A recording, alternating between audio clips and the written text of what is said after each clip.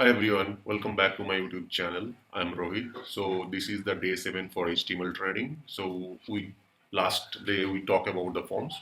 Today we also talk about the forms, but we enhance the form element little bit more. So what I'll do first, I'll use the concept of fill set. So what is the fill set first?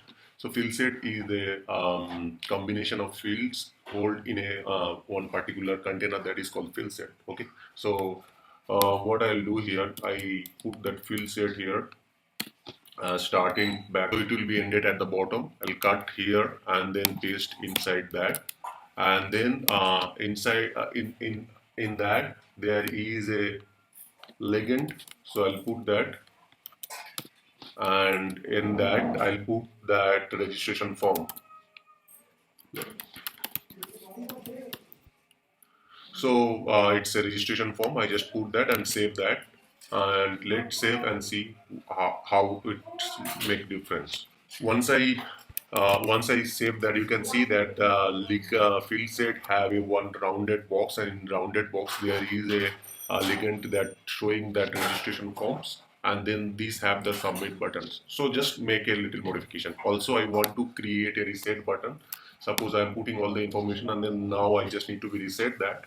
For that, what I'll do that I'll create a button called input type equal to reset, and then close that.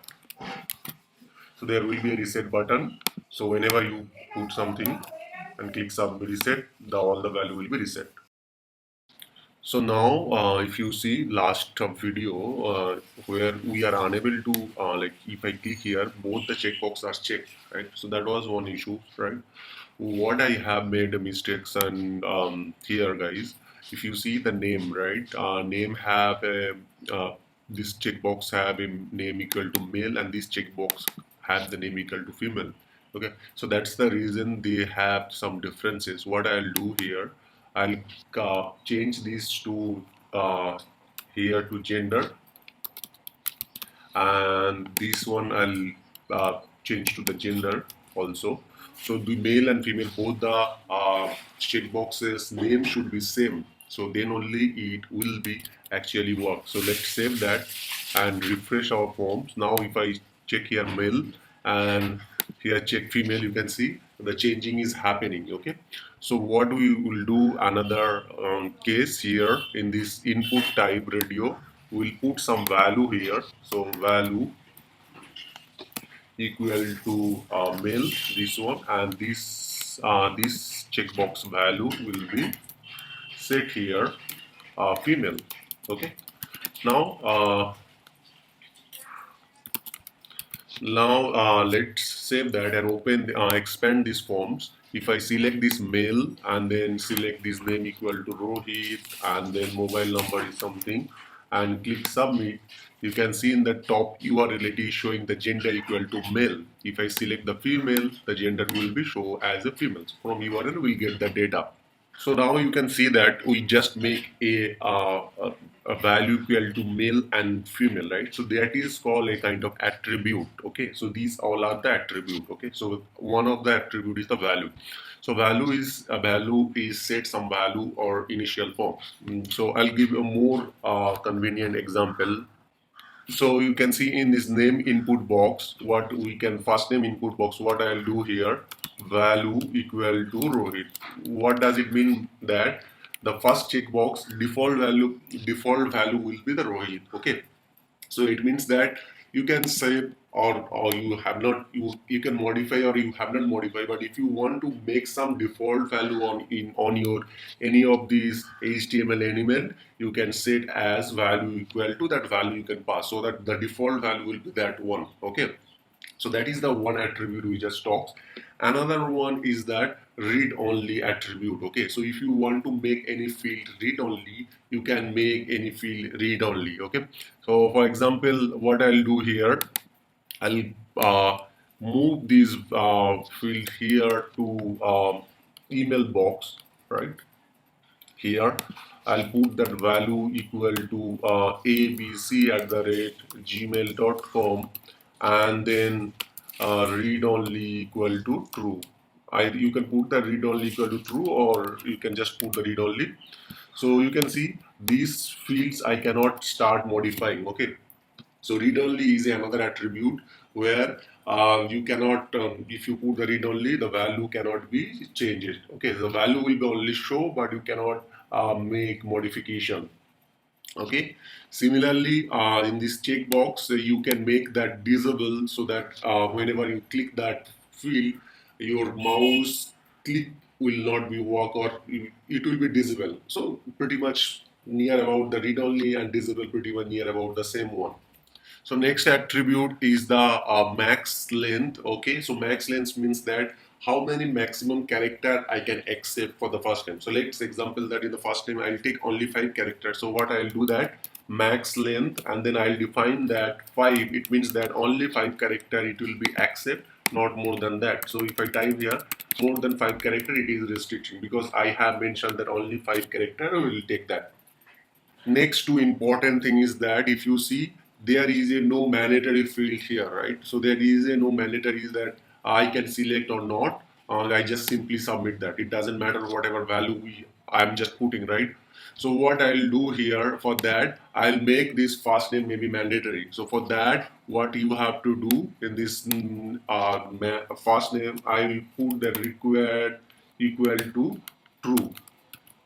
So what it will be do, once you require is true and then click submit button, you can see that it is asking to please fill in this field. So before you submit that, it will ask you to make some value, at least some value on these fields. Okay, so that is the one parameter, required parameter, and there is one more parameter called placeholder. So placeholder will show you some backend text in between. So let me put that here, placeholder. So placeholder, I'm just putting that. Please put last name. Once I save that, you can see there is a backend value is showing. Please put the last name. But once I select and start typing, the value is gone. So that is one thing called placeholder. So till now we are talking about the input fields attribute, right? So we are passing some required equal to true. We are passing value. We are passing placeholder. Now we'll talk about the action attribute. What is the actions attribute? Action attribute means that whenever the forms is opens here, there are a many attribute you can pass in the form parameter. Okay, so whenever we are changing some value and clicking submit, the value is storing or value is showing after I click submit, it is showing in the same page. But in actual systems, it should redirect to some page, and from there, maybe PHP or other tools, it should store to the actual server, right? So in that case, what do we have to do inside this form tag? What we have to do? We have a concept called action, and in these actions, we have to uh, pass a page name. Okay, so our case maybe I'll put the success.html page. So we have to whenever we submit that, it will go and show in a success page. If you see right now it is going to the success page because but it is showing that get cannot get because the success page is not created. Okay, so I'll quickly create a success page here,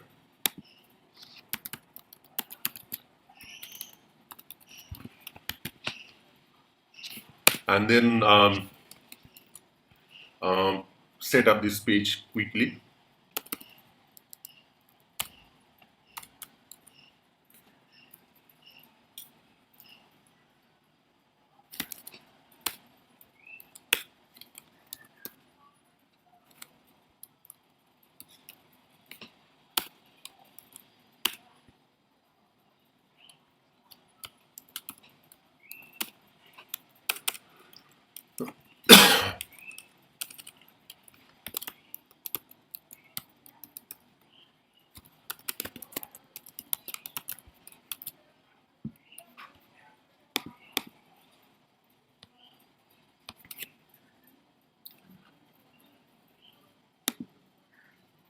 So I have successfully set up this page, and then this page have just simply mentioned that the successfully registered. This page doesn't make any changes here. So going back to that in our form page right now, and then this is our form page where whenever we click submit, it is showing the pop-up to put some value. So I'm just putting my name, and then once click submit, it is right now going to the success page with that value. Okay.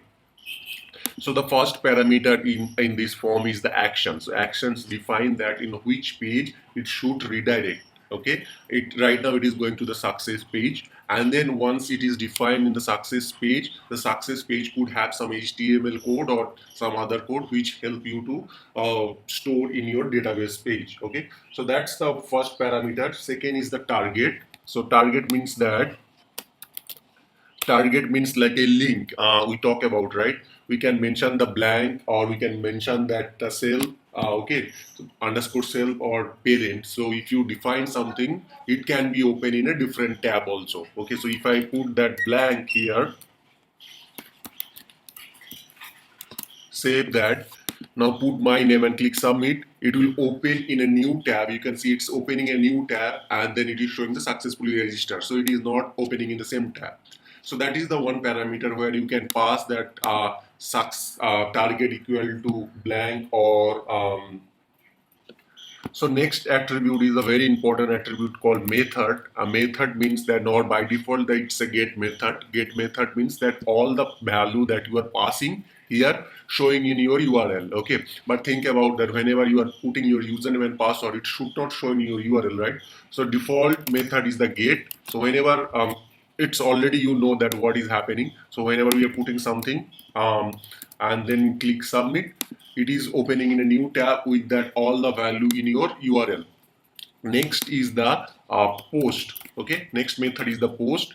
That will do one thing, that will all the value will be passed in an encoded format that cannot be shown in your URL. So now if I click submit, you can see the success HTML page is available, and it is not, we are not passing any value, we are not passing any value. So that's it for today. We'll continue in our next sessions. Thank you very much.